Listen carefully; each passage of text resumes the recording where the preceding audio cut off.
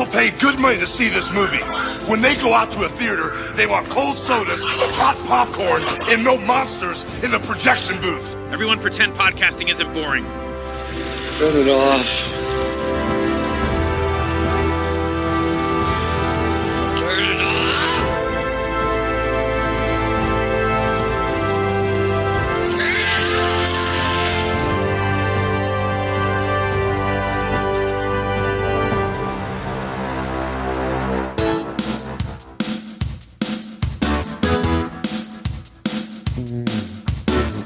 Oh, don't mind me. I'm just getting ready for the premiere of a brand new motion picture event unlike anything you've ever seen. Enter the Drag Dragon. For you see, I am Sam Kellerman, and I star as Crunch, the adorable, gorgeous, and dangerous hero of this brand new flick. Excuse me?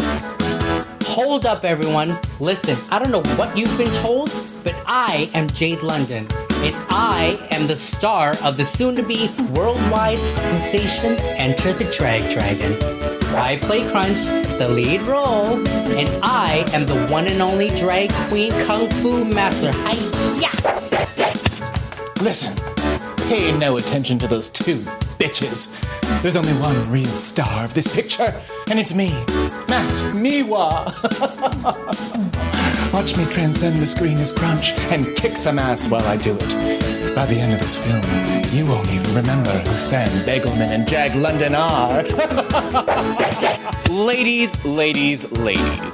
All right, so we all play Crunch and Enter the Drag Dragon, a movie so big it took 3 drag queens to complete it.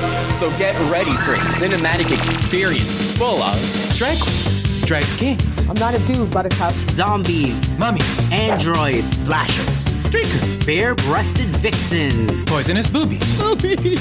Why did it have to be boobies? a laser hoop, explosions, a basket full of dicks. and so much more we can't fit in this trailer. So who are you three supposed to be? We're the Crazy Dragon Detective Agency. our heroes kick ass on land, Sea and air. Sam Kellerman, Jade London, and Matt Miwa. all star as Crunch. In the world's first ever drag-exploitation action film.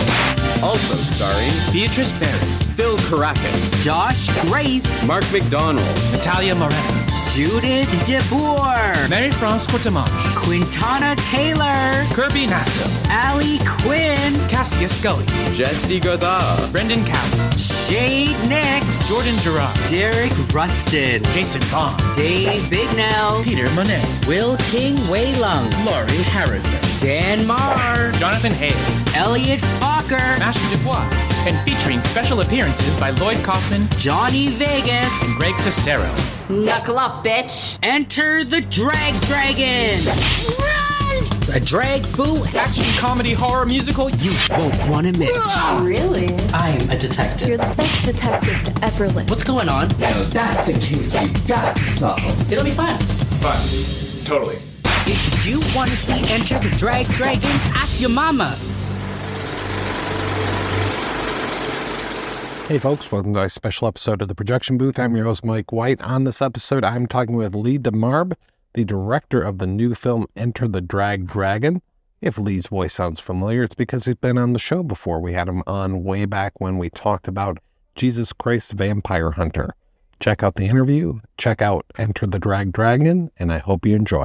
Lee, it's been a few years since we've talked. We've got a lot of catching up to do. We do. Thanks for having me. Oh, thank you so much for coming back on the show. You always make such interesting and delightful films.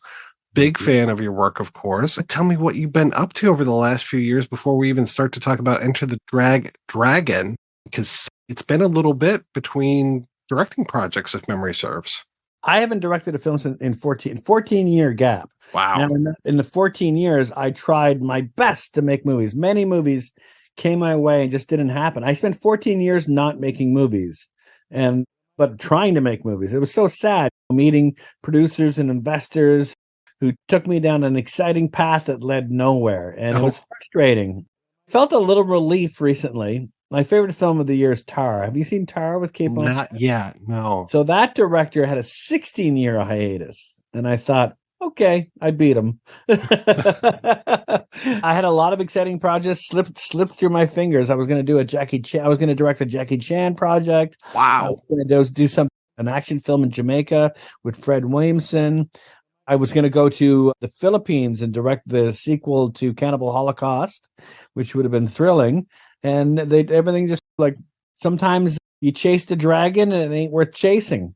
I had such a good time making Enter the Dragon. It took over 3 years to make the movie because of what happened. My mother got sick and then COVID happened. It took over 3 years to finish the movie.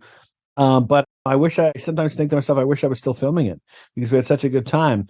And it made me think that, geez, I wish I didn't chase that dragon. I wish I just kept making these no budget movies. I would have at least had something to show for it. But here we are.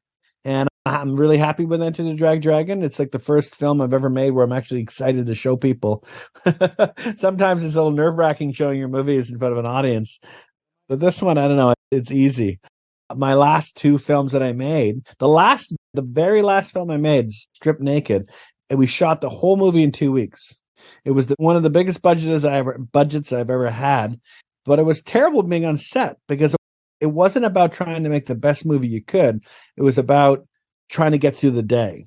And I hated that feeling. And I'd rather work on a no budget movie and try to make the best movie I could with no money instead of having all the money in the world, but only 14 days to shoot it and just be pointing the camera and not having a time to work with the actors or figure out anything interesting with the camera. I hated being on set. And I ran to my movie theater that I run now, hid there for 14 years, tried to make the movies and realized, holy shit, I was living the dream when I made Jesus Christ Vampire Hunter. I was living the dream when I made Harry Knuckles and the Pearl Necklace. I want to go back to that. I thought the dream was to make movies with other people's money.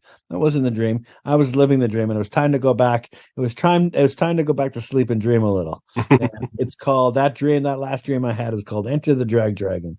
So how does this project come about? Do you just one day wake up and you're like, that's it? This is over. I'm doing this, or what are those dominoes that have to fall into place for this? That's a very good question. I didn't wake up thinking drag queens.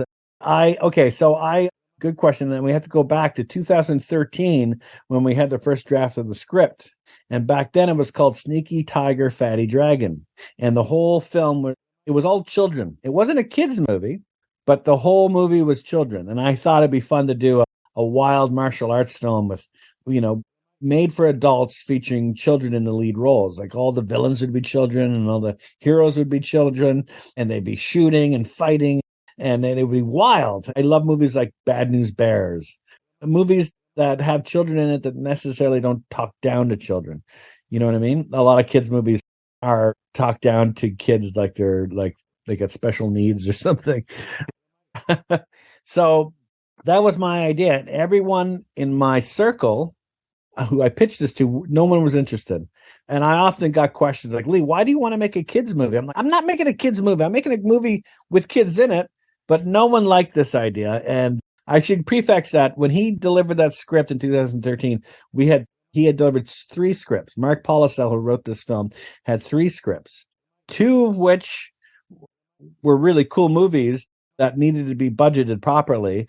And I said, because we weren't making movies, we were trying to get these movies made. We weren't making movies. I said to Mark, you know what our problem is? We're showing this movie to producers. We're trying to show this movie to investors to get money to make a movie. Why don't we just fucking make it? Why don't we take this script, Sneaky Tiger, Fatty Dragon, and go out and make that movie? Because I think I can make that movie opposed to the other ones, like we did Jesus Christ Vampire and Harry Knuckles. So that's why we chose that film. But it had kids and no one was interested. No one.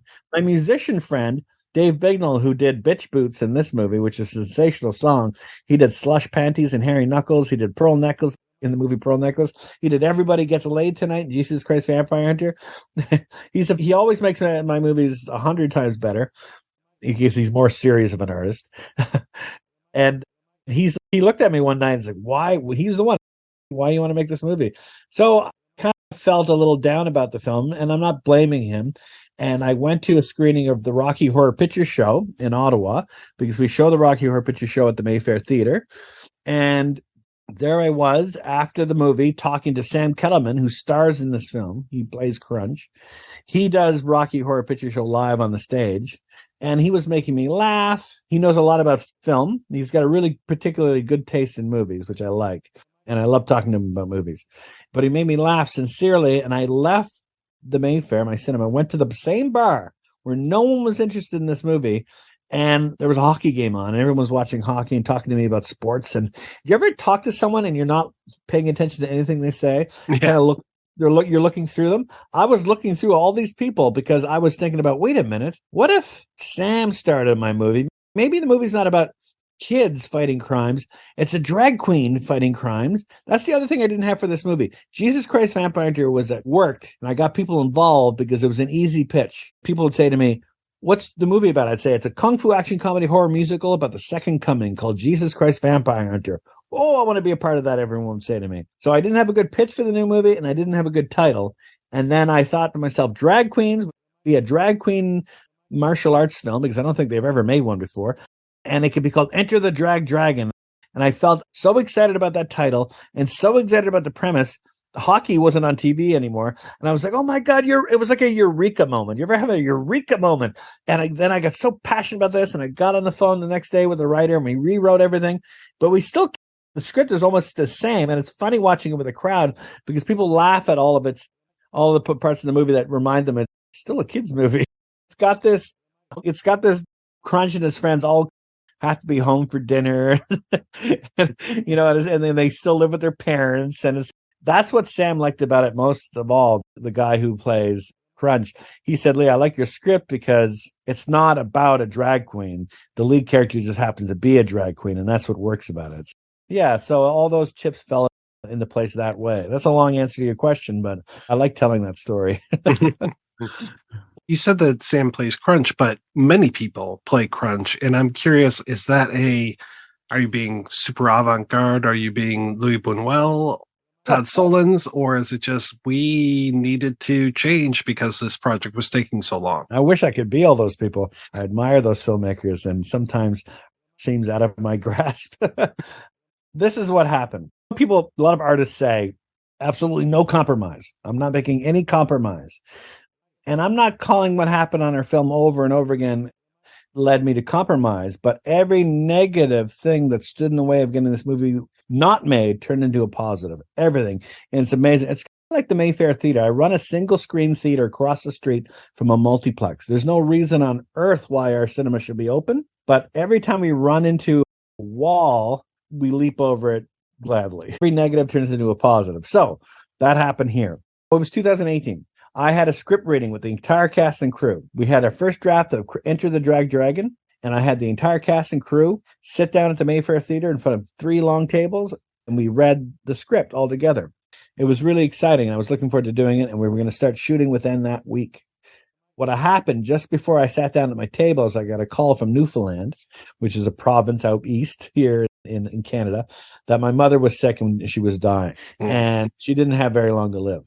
And I sat down at the script reading. This time it wasn't so much I was looking through someone. I was just explaining that I was there, I was present, but at one point I had to take a break from the read to go call my dad to tell him that mom was dying. So we got through the script reading, and I didn't tell anybody. I kept it to myself till the next day, realizing I can't start this movie next week. I need to put the brakes on a little bit. And so I put the brakes on a little bit, and my mother went to the hospital, and we did all that chemo stuff. And I had a very positive experience. So my mother did pass, and I had a very positive. It was really great because I spent all my free time with her. In and out of the hospital, I said to her, Mom, I'm going a little nuts. You know what would take my mind off your passing a little bit? Give me a break. Let me go make my movie on a Saturday or a Sunday. Let me take my mind off of this for a few hours, and I'll come back. I would be with my mother from Monday till Saturday and shoot on a Sunday. That's how we started. And we were shooting here and there. And so I was only shooting a couple hours a week. And then when she got really sick, I'd have to stop. And then she'd get better, and we'd shoot again, and then she'd get sick. So it was a hard start. And then when my mother did die, COVID started. Oh my God, just when I thought I was okay, my mother passed, a month went by. I need to make this movie because the movie became therapy. It kind of gave me, it was like my kryptonite. I was so down about my mother passing. She gave me my love for movies and Star Wars. let me make this movie and get my mind off of things. But COVID started. And Sam told me too, because we were having all these slow starts, and he said to me, Lee, I've got a job. He got a serious job. I can't be available every time you're available now. And I thought, Sam, I need to making this movie because my mother passed away, and I haven't made a movie in 10 years at that point. I need to make this movie. And I had this idea of changing the lead actor, but not replacing him. And I thought to myself, it could be really funny, but I can't change him once. I have to change him twice. I have to make each act of the movie a different leading actor. And if I can do that, then I think it's really funny. It was inspired by two movies, one of which was Emmanuel 4. I don't know if you know the Emmanuel movies, but Sylvia Christel, who played Emmanuel in the first 3, decided she didn't want to really be in part 4. So she filmed the sequence at the beginning of the movie where she goes to get plastic surgery. They put the bandages on her face, and when she comes out against a different actress, a younger Manuel. And then in Walking Tall 2, that happens again. The lead, the vigilante, gets shot, or he gets into a car accident at the end of part 1, and part 2 opens, and they take his bandages off. It's a different actor. And I thought, I always thought that was funny, and I wanted to do it in Harry Knuckles, actually. It was an idea I had for Harry Knuckles, that he would die and come back a different actor. So here it is. Can try it. And Sam gave me the permission to move forward that way. Sam, I'm going to keep everything I shot with you in the movie, but I'm now going to shoot the second act with Jade London. I'm going to shoot the third act with Matt Miwa. And when I watch the movie with audiences, that's their favorite part of the film. That, you know, that guy was the musician who did Slush Panties. I told you that he wasn't interested in all the movie I was about to make. I showed him Drag Dragon, like before any of the music was put in, and he loved. When Crunch turned into Jade London, he was like, holy shit, Lee, that's brilliant. It works so well. And I was so used to watching it, I didn't think it was a big deal anymore. I forgot the magic of changing the lead actor. And I was so happy that the guy who wasn't interested in this movie originally was so interested in now what was happening. So it was a negative. When your lead actor says, I can't finish your movie, and we finish it anyway, and he gives me his blessing, negative to turn into an extreme positive. I'm glad to hear that it was amicable, because there was always the fear of, oh, this person walked off. So I'm so glad that happened. Yeah. Because you must have then had to have shot everything in sequence, or just about everything. I started off that way, and I often don't. But you know what? I love hearing about movies that are shot in sequence. It never happens. They shot E.T. in sequence, which makes a lot of sense because the kids fall in love with the damn puppet. In the movie, when they're saying goodbye to E.T., they're really saying goodbye to E.T. It's beautiful. That decision making when filmmakers make a movie with a budget, shooting sequence, I think it's lovely. But with Sam, for some reason, we started off making this movie because as the movie goes along, the third act is all action, and I have it peppered with a few action scenes. We just ended up shooting a lot of the first act first.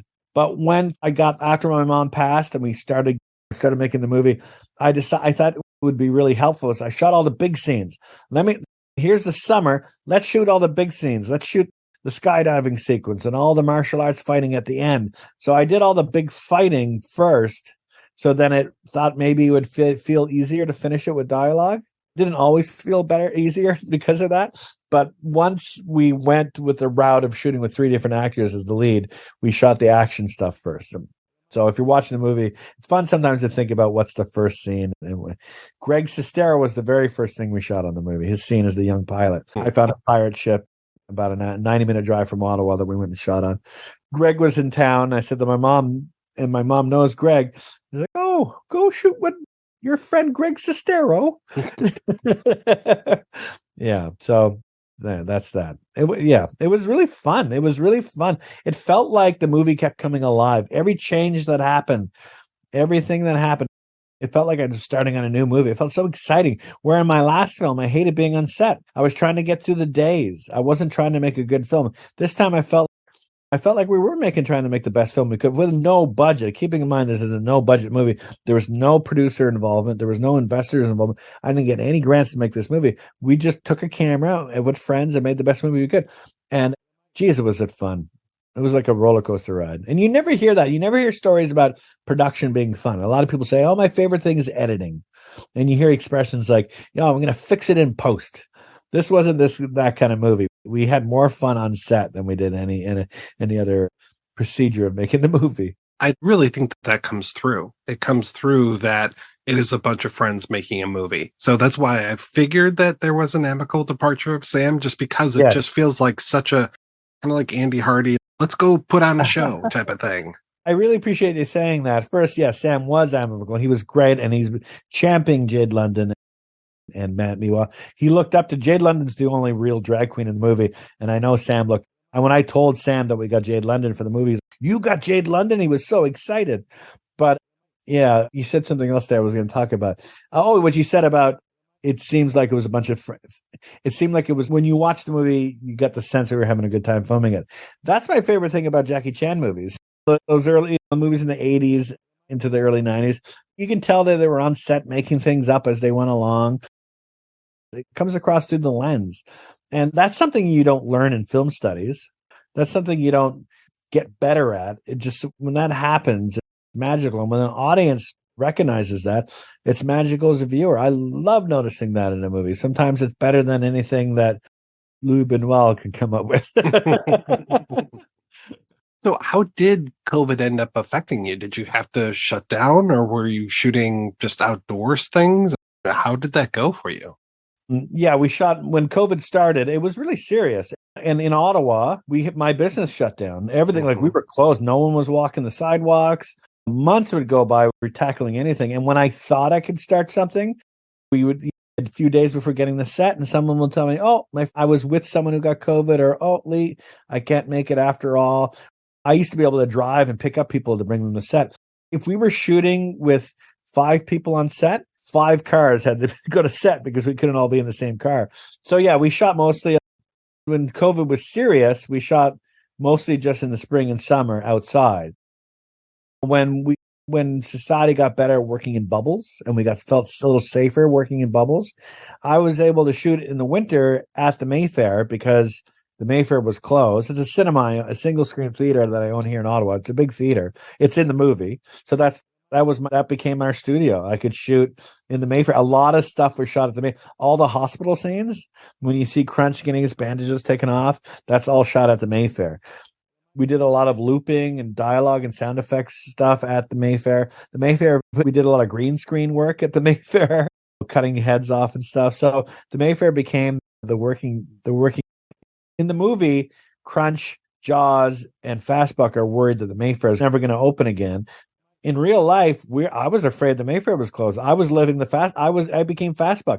I thought I was going to not have a business. And if I closed the Mayfair, what was the end of the movie going to be? The happy ending of the movie is the Mayfair opens, and that's the happy ending. That cinema goes on. If I lost that business, I'd have to come up with a new ending that had nothing to do of celebration of life getting back to normal. One of those signs of life getting back to normal is being able to enjoy ourselves collectively in a room like a cinema. So symbolic in so many ways. I'm so lucky that Mayfair still existed for me when we finished the end of the movie, and it allowed us to make the movie. In the movie, they live in the Mayfair and they watch movies and they learn martial arts from watching movies, and that was what happened over COVID. I was living in the Mayfair, and I'd have screenings for the cast and crew, old and new movies, and it was our Lucasfilm ranch. Right there in the middle of Ottawa. I love it. Or our American Zoetrope. Yeah, I was so happy to see Phil Caracas show up again. Just as soon as he came on screen, I was just like, yes. Yeah, it's exciting. I know, it's exciting. I'm happy he's in the movie too. It's funny. We're showing in London in a few weeks. Right after, I'm going to London for the Star Wars celebration for 4 days. And my wife said, "Oh, you should try to show your movie in London while you're there." And sure enough, we got a screening right after the Star Wars celebration. Wow. So I get to invite all my heroes from Star Wars to come see my movie. But it's funny, when we go to different cities, people often say, "Is Phil going to come?" Because they want to meet Harry Knuckles. They want to meet Jesus Christ Vampire Hunter. It's funny, Phil being in this movie. It's nice. He plays the mentor. The movie's about no one knows martial arts. They watch these kung fu movies and they think they know martial arts. Throughout the movie, they're not Jackie Chan, they're not Bruce Lee, they're a bunch of people pretending to know martial arts. My entire filmography is me pretending to be a filmmaker, pretending to know what we're doing. And Phil playing that role as Fastbuck, I think, is fitting. And it might be his last role. He's talking about never making a movie again. He feels like, yeah, I think that's my last one. He keeps saying it, even though we're another movie. You might not see him in front of the camera anymore, but sometimes in the middle of the night, if I get a shot in him, he'll agree to do a role. And if memory serves, there's a family connection too with the character of Sugar Tits. Sugar Tits? My dog. That's my dog. Yes. Yes. My dog's name is Ahsoka. In real life, there's Ahsoka there. Yeah, so Sugar Tits is my dog. And it's funny, my wife wouldn't be in the movie because she thought the movie was too crazy. My daughter's in it, my son's in it, and my dog's in it. Yeah. And it's funny, she's on IMDb. My dog is listed on IMDb now. Many actors, wannabe actors I know who are dying to get on IMDb. And my dog's listed there as Sugar Tits on IMDb. It's funny. So when did you finally put together the whole thing? When was your premiere? Just a few months ago, January 27th. Wow. January 27th at the Mayfair. Yeah. It became at one point it was going to be a 2020 movie, and then COVID happened. It became we tried to maybe 2021, then I felt 22 was realistic. And then it got to the point where we've never been in a rush to finish this movie because of the way everything went. Let's not be in a rush to finish it now. Let's do the post-production right and have the right music. I love the music in this movie, and I love the sound mix that Ali Quinn did, and it took some time to polish it a little bit. So it's a 2023 movie. Yeah, I think that means that we sat down at table read in 2018. How crazy is that? Wow. I had a script in 2013. Anyway, I thought Jesus Christ Vampire Hunter took long. So are you sending this to festivals, or are you allowing them to invite you? What's happening with the film right now? It's a different world. Yeah. Festivals aren't the way they used to be. Festivals continued to operate during pandemic, but they went mostly all virtual, and they learned a different way of being a festival. And now that we're out of the pandemic, do you feel like we're out of the pandemic? Yes and no. I just caught COVID again the other day. So wow. Yeah. Wow. All right. Hope you feel better. Yeah, I know. I still have a lot of friends who wear a mask everywhere. And I know the guy who writes Jesus Christ Vampire Hunter hasn't seen a movie in the theater since 2019. He's still afraid to go out. But that being said, it feels more normal than it's had in a long time. And I think this summer it will definitely feel. I have a feeling in a few weeks I'm going to get on a plane with no mask. And I'm going to go to the Star Wars Celebration with no mask. Last time everyone wore masks. So why did I bring all this up? What was your question? We were talking about how it's a different world now with film festivals. Oh, so film festivals, they went virtual, and now that we're almost back to normal, a lot of them are still virtual, and a lot of them haven't gone back to having people all together to watch film. So I feel like with this film, now that it's out, I'm relying. It's weird when I made Jesus Christ Vampire Hunter and Harry Knuckles, I really relied on film festivals to get the film out there. But now that I own a movie theater, I co-own a movie theater with some partners, but I program movies, I've gotten to know some cinema owners, or at least I know how to approach other cinemas about showing a movie. So I've been relying on booking movie outright, doing straight bookings. We're showing in 5 different cities in Ontario. We're doing a screening in Brooklyn, New York, London, England, LA. We are doing film festivals, but most of the big screenings are straight bookings of the film, which is, I feel like Herschel Gordon Lewis and walling the movie. I'm going to a film festival on Saturday in North Bay, Ontario. We won 4 film festival awards, and every time you win, or every time you get, do you know Film Freeway? Yes. The way you submit to film festivals is through Film Freeway, and it's a social media hub for filmmakers submitting their movies. So if you get into a film festival, if you're lucky enough to win at a film festival, they say you should tweet this to celebrate. So I just press a button, tweet, and every time I tweet an excellence, I hear from other film festivals like, oh my God, congratulations. We want to show your film. Here's a discount code. So Film Freeway has been great in terms of really getting it out there. Like I'm getting I haven't made a movie in 14 years, and my last 2 films weren't film festival friendly movies. So a lot has changed. I'm learning the sort of social dynamic around film festivals. It's so easy to submit now too. You just upload your movie and send them a link, and boom, you're submitted. It's like there's no more printing forms, filling it all out, faxing it, getting your film transferred to VHS. It's so easy. It still costs money. It's easier to submit my movie to a film festival than tie my shoes. I'm really glad to hear that you're showing this in theaters rather than just all virtual, because I think the experience of seeing this movie with an audience is so crucial because you get to feed off of that energy and enjoy how other people are enjoying it. Immensely. Yeah, I've seen the film 8 times with a theater audience, and it's, yeah, you can sit there and hear people laugh the way they laugh. Oh, 100%. And not only that, I learned being around filmmakers like Crispin Glover. I don't know if you know Crispin Glover's movies as a director. He's mostly known for his acting, but he's directed 2 or 3 movies that he's never transferred to home video. He shot them on 35 millimeter, and you can't see them unless you see them in a theater with him. And I thought that was really neat. Here's this movie you can only see in the theater. You can't down. There's so many people who don't want to come see movies at the Mayfair, or they'll just wait for it to come on home video or streaming services, which is mostly nowadays a week later. I'm booking movies at the Mayfair that are opening, that'll be on the streaming platform in a week, which is sad. Mm-hmm. If the industry dies, they're going to look back to now and how things operate. But I've not sent anyone an MP4 or a Blu-ray or a DVD. I think right now we've been out for almost 3 months, and there's no way, I don't think, for anyone to bootleg this movie. I've not made it happen because Greg Sestero and Tommy Wiseau is another one. Just watch how careful they are with who they show the movies to. So they keep getting people to come to see a movie in the theater. Like The Room is still the best way to see that movie in the theater. And I don't think a lot of people look to Tommy Wiseau as an inspiration, but I know Tommy Wiseau and I look to him as an inspiration. You got to look at these people sometimes as a showman rather than an artist. Like Lloyd Kaufman is the best showman I know. He's not Louis Buñuel or Paul Thomas Anderson or anything like that, but he knows how to market his movie. If you took away the marketing machine from the best filmmakers in America right now, or worldwide right now, they wouldn't know how to release their movies as well as Lloyd Kaufman does. So my hat's off to him and always will be, because he showed me. I read about how Herschel Gordon Lewis was a showman. I read about that and Roger Corman, but I experienced it with Lloyd at the Cannes Film Festival a few times, and it's really something. It's really inspiring. He's got all these naked girls running around, throwing up vomit and blood and guts, but it's inspiring because look, no one's paying attention to Jean-Claude Van Damme and his new movie anymore. They're all paying attention to Lloyd Kaufman's showmanship. Really cool.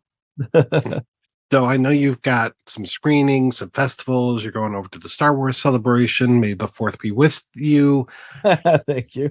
What else is going on for you? Of course, you've always got the Mayfair as the business that you run, but are you now already starting to think about that next thing that's going to set that fire for you? Because it sounds like you had such a great time. I know. Like I said, I wish I was still filming it. We have another movie idea in mind. The Dick Toes movie, a movie about a private detective who has 10 dicks for toes, who's in Enter the Dragon. And everyone's expecting me to make that movie, and we got such a good idea for the movie, so many good characters, and it feels like another Enter the Dragon, which I'd love to make. But the industry is so different now too, right? It's like I was so inspired to make Jesus Christ Vampire Hunter and Harry Knuckles because of the way film festivals received it. Going to show it in cinemas with a film festival or not was so exciting, but no one wants to leave their house anymore. And so people are so used to now waking up. Oh, there's a new episode of The Mandalorian. They don't have to get out of bed. They just wake up, turn on TV, and there's Star Wars, a Star Wars movie, which seemingly seems free on your TV. And people are so used to all the Amazon Prime and Netflix, Disney Plus, Paramount Plus. There's an MGM Plus apparently. But for me, it's about the cinematic experience. It's about going to a movie theater. And geez, my partner at the Mayfair Theater won't go see a movie in the theater. He asked me for a screener of the movie. It's like, oh, man, hard times. So that part of my inspiration of making a movie might be gone a little bit. But I do really want to make this film and might start shooting it next year. I think I'm really busy getting this film out to film festivals. I'm programming at the Mayfair, and I'm pushing this movie as far as I can. I'm going to go to London. I think after June, we might get we might be able to release the film in every major. It looks like Cineplex Odeon is going to release the movie for us across the country in June. After that, maybe I can settle down a little bit and concentrate on this script and have a script ready by the winter and start shooting in the spring or summer the Dick Toes movie. I'd really like that to happen. At one point I thought I would maybe shooting again on 16 millimeter, but we had such a fun time with the digital effects on this film. I don't know. I'm excited about this film. Let's hope stay inspired about it. There's some things about this industry that's a little bit of a put down because I'm running a movie theater. I'm watching people I know not come see movies. I know producers who live across the street who haven't seen a movie in the theater in a decade. It's sad. Everyone's so used to staying at home. Every time I see a Netflix movie nominated for Best Picture at the Academy Awards, I watch the Oscars. I like watching the Oscars. But every time All Quiet on the Western Front won or Pinocchio won, I was like, fuck off. I love Guillermo del Toro, and I'm not trying to put the filmmakers down, but they make a deal with the devil, and that loser is the audience. The Guillermo del Toro just announced he's doing Frankenstein for Netflix. That's really fucking exciting if I get to see it in a movie theater. Sitting at home watching it at home just is like watching an episode of Seinfeld. I don't really care. It's just there. I'm excited to go see John Wick tomorrow night in the theater with a crowd. I'm excited to go see Jackie Chan's new movie that's opening at the Mayfair in April because I'm seeing it in the theater. As I'm leaving the house, I'm lucky enough, I'll bring my son and we'll sit in there and gush over these big screen experiences. It's hard to be excited for the new Martin Scorsese's making movies for Netflix. I deal with Netflix. I book movies with them. It makes me feel disgusting inside, just knowing that they're just using me to show their movies so they can get nominated. They want to show that, prove to Steven Spielberg, whoever is pissed off that they're getting nominated. We showed theatrically for a week. We didn't care about it if anyone came, but we showed it for a week. And they do all these awful things. I don't know. I can go on and on. I don't want to be negative, but we need to come. I hope we come out of the other end of this. There's a few films out there, though, that are inspiring. There's a few films out there that are still not available on streaming. Films like Living, and there's The Fabelmans came out like that. I was so sad. Living was one of our big films of the year. There's three. I can't even think of the other two right now. But I love seeing a movie out there doing well at our cinema. That mostly just because it's not streaming right now. Women Talking, gangbusters, Living, gangbusters for us. It means a lot. And I can say, you know why it's doing well? Because it's not streaming anywhere. Fuck you, Netflix. I'm sorry, but So if people are listening to this and they're just champing at the bit, where can I see Enter the Drag Dragon? Where's the best place so they can actually see if it's going to be at a film festival or a screening near them? That's sad. I used to have a website. I used to have www.odessafilmworks.com. You can follow me. I'm on Facebook. That's Facebook, Instagram, Twitter. Lee Demarbre, follow me there. And my watch is talking to me. Follow me there. And you know what? I'd love to hear from people. If you live in a city and you don't see a show screening, let me know what theater is near you, and I'll go pimp my movie at your theater. That's what's happening a lot lately. We promoted the fact that we're going to be in London, and someone in Scotland said, hey, you should show here. So I'm going to reach out to the Scotland cinema owners. And that's a lot of fun. That's all these little dots connecting. I imagine by the end of the summer or fall, it'll be streaming somewhere. But right now, I hope your listeners who are interested at all get to see it theatrically. Yeah. I hope saying to you, come follow me on Twitter and Facebook is attractive enough. I can't tell if it is because so many people I know are avoiding social media. Lee, thank you so much. It is always so great talking with you. I really appreciate this. And I hope your listeners don't judge me based on the Book of Boba Fett's right there. I know so many people hate it, but I've got kids. Don't judge me. I love trash cinema. John Waters is my hero. Russ Meyer is my hero. And if you love those guys, I think you might look into The Drag Dragon too. It's more like that than what's behind me. But anyway, I do love what's behind me too. Thanks for having me, Mike. It was really fun talking to you. Thank you. Always great talking with you, sir. Always great to catch up with you. I hope to catch up again with you soon.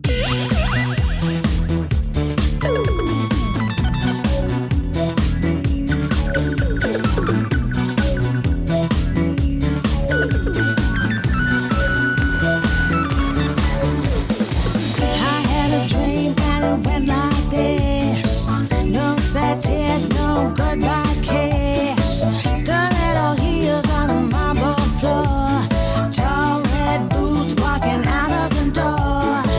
Packed up my